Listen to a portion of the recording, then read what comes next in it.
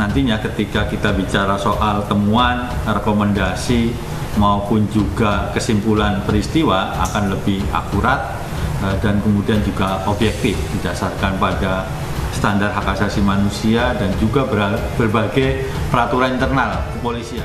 Komnas HAM anak tidak boleh membiarkan, karena pada saat kejadian itu ada bayi kami yang ketakutan karena mobil itu meluncur tidak wajar, tidak semestinya.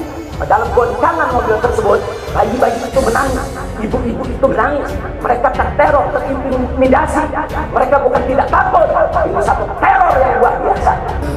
Komisi 3 khususnya membentuk tim pencari fakta, mengusulkan ya, supaya netralitas terhadap kasus ini bisa terungkap. Ya. Menarik juga kan tentu karena masa sekarang ini handphone itu bagian yang terpenting bisa mengungkapkan satu fakta.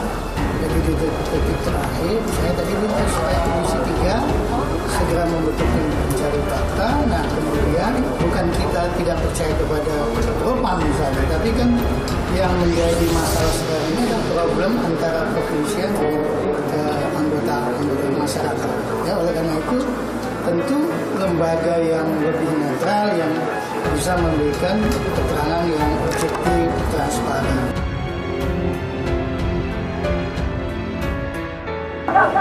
Kami tidak pernah tahu, kami tidak pernah sebutkan, kami tidak pernah menuduh. Bahkan dalam keterangan pers Dewan Pimpinan Pusat Front Pembela Islam masih dicantumkan orang tidak dikenal. Karena kami tidak berani menuduh siapapun tanpa bukti. Kami nggak berani menuduh siapapun tanpa saksi. Itu ajaran Islam. Nggak boleh kita menuduh siapapun tanpa bukti dan saksi, ya Pak.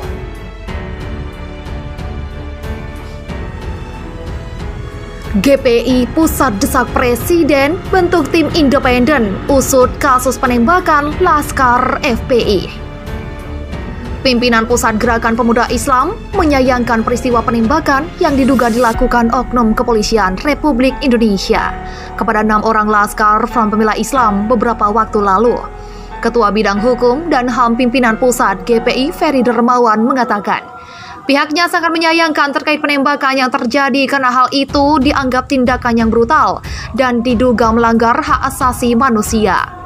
Untuk itu, sambung dia, pimpinan pusat GPI pun dengan tegas meminta kepada Presiden RI Joko Widodo untuk membentuk tim independen pencari fakta untuk mengusut peristiwa tersebut secara transparan dan objektif. Serta juga untuk menindak tegas kepada pimpinan Polri yang terlibat atau membiarkan pelanggaran HAM tersebut terjadi. Begitulah kata Feby. Menurutnya, polisi secara hukum memang dapat dibenarkan melakukan penembakan atau pelumpuhan terhadap tersangka atau pelaku kejahatan, hanya sebagai upaya terakhir untuk menghentikan tindak kejahatan. Hal itu diatur dalam Peraturan Kepala Kepolisian Negara Nomor 1 Tahun 2009 tentang penggunaan kekuatan dalam tindakan kepolisian.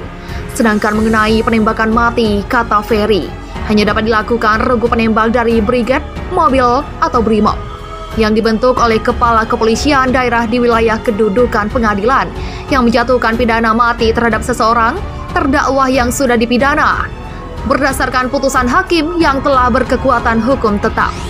Jika polisi melakukan penembakan dan menyebabkan pelaku atau tersangka mati di luar perintah putusan pengadilan yang berkekuatan hukum tetap, maka hal ini disebut extrajudicial killing.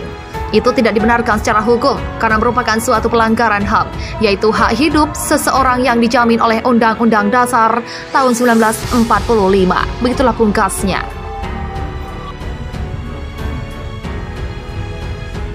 Penembakan pengawal HRS hebohkan media sedunia. Meninggalnya 6 orang anggota FPI yang menjadi pengawal Habib Rizik Syihab ternyata bukan hanya menghebohkan Indonesia, namun juga menghebohkan dunia internasional. Media massa internasional cetak, daring, dan televisi pun ramai memberitakannya. Media Qatar Al Jazeera melaporkan. Dalam laporannya, media tersebut mengutip pernyataan Kapolres yang mengumumkan bahwa 6 orang terbunuh setelah petugas merasa bahwa nyawa para petugas terancam menyusul pengejaran mobil di sepanjang jalan tol. Artikelnya mengutip Kapolda Metro Jaya Irjen Fadil Imran yang mengatakan bahwa 6 tersangka pendukung ulama garis keras Indonesia Habib Rizik Syihab tewas dalam bentrokan dengan polisi pada Senin dini hari. Sementara itu, media Al Arabiya juga melaporkan terbunuhnya 6 pendukung FPI di tangan polisi. Media tersebut juga mengutip Fadil Imran yang mengatakan bahwa telah terjadi bentrokan antara polisi dan para pendukung Rizik Syihab di jalan tol. Insiden itu terjadi tepat setelah tengah malam di jalan raya ketika sebuah mobil polisi diserang saat mengikuti sebuah mobil yang diyakini membawa pendukung ulama, mengakibatkan baku tembak. Tulis laman Al Arabiya. Laman Bangkopos turut melaporkan terbunuhnya pendukung FPI oleh polisi dengan judul 6 pendukung ulama Indonesia tewas dalam bentrokan. 6 tersangka pendukung pemimpin Muhammad Rizik Syihab tewas dalam bentrokan dengan polisi pada Senin dini hari. Demikian tulis laporan Al Jazeera. Media Israel, Jerusalem Post dan media Inggris The Guardian pun memberitakannya. The Guardian menulis berita ini dengan ilustrasi gambar Habib Rizik di tengah masa yang menyambutnya kala dia pulang dari Makkah, Arab Saudi. Lengkapnya berita itu begini dalam bahasa Indonesia setelah diterjemahkan dari bahasa Inggris. 6 tersangka pendukung ulama Islam terkemuka Indonesia tewas dalam bentrokan dengan polisi pada hari Senin. Menurut Kepala Polisi Jakarta, insiden itu terjadi tepat setelah tengah malam pada hari Minggu di sebuah jalan raya ketika sebuah mobil polisi diserang saat mengikuti sebuah mobil yang diyakini membawa pendukung ulama Rizik Syihab, mengakibatkan baku tembak, kata Fadil Imran pada hari Senin. Polisi telah menyelidiki ulama kontroversial tersebut atas pelanggaran protokol kesehatan selama pandemi virus corona setelah pertemuan besar untuk merayakan kembalinya dia ke negara mayoritas muslim terbesar di dunia dari pengasingan diri di Arab Saudi. Pria berusia 55 tahun, seorang ulama yang mengepalai Front Pembela Islam, sebuah kelompok Islam konservatif yang telah menjadi berpengaruh secara politik dalam beberapa tahun terakhir, meninggalkan Indonesia pada tahun 2017 setelah menghadapi tuduhan pornografi dan menghina ideologi negara. Terlepas dari tuduhan yang menurut para pendukungnya tidak benar dan merupakan upaya untuk mendiskreditkan dia, pengasingan yang dilakukan sendiri oleh Rizik tampaknya tidak banyak membantu mengurangi daya tariknya. Ketika dia mendarat di ibu kota Jakarta, puluhan ribu berbondong-bondong ke bandara dengan pakaian putih Islami, mengabaikan protokol virus corona dan berteriak-teriak untuk mencium tangannya. Sebelum meninggalkan Indonesia, Rizik adalah tokoh gerakan garis keras 212 yang menentang mantan gubernur Jakarta yang beragama Kristen, Basuki Cahayapurnama, lebih dikenal sebagai Ahok, yang dituduh dan akhirnya dipenjara karena menghina Islam. Demonstrasi tersebut adalah yang terbesar sejak jatuhnya mantan penguasa otoriter Indonesia Soeharto pada tahun 1998. Beberapa minggu setelah kepulangannya, Rizik telah menyatakan rencananya untuk memulai perang moral dan telah bertemu dengan beberapa politisi dan tokoh oposisi. Pejabat di FPI tidak dapat segera dihubungi untuk dimintai komentar atas bentrokan fatal Senin dengan polisi. Penembakan pengawal Habib Rizik di media Israel dan Amerika Serikat. Tak hanya di Amerika Serikat, media berpengaruh Israel, Jerusalem Post, juga menulis berita soal ini. Dia menempatkannya dalam laman beritanya sebagai breaking news. Media ini mendapat berita dengan mengutip kantor berita Prancis Reuters.